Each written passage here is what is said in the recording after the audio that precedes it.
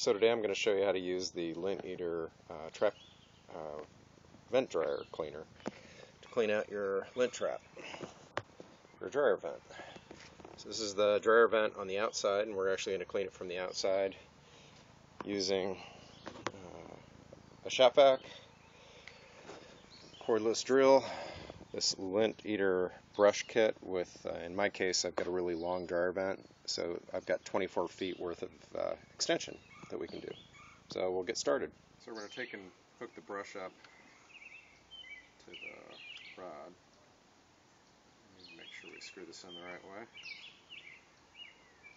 We're going to take this, put the brush in, and squeeze this guy in. And then the vacuum will hook up to this, and then the drill hooks right up to this guy. Okay, now I'm going to plug the shop vac in to this hole. And then if you look down here, I'm going to hook the cordless drill up. And you want to make sure you turn it the right way so the brush doesn't unscrew. Then we'll turn on the vacuum and start vacuuming out lint.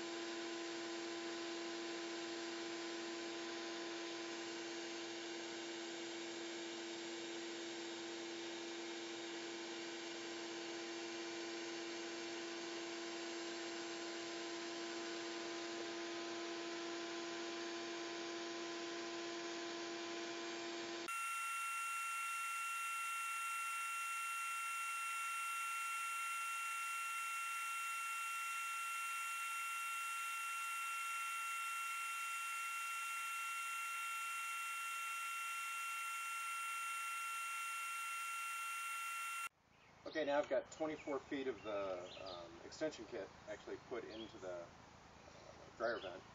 We've got a couple different elbows, so what I'm going to do is, now that I've got it in there, I'm actually going to turn the vacuum back on, spin it pretty fast, and then pull it out. And at the end of this, we'll show you how much lint we got out.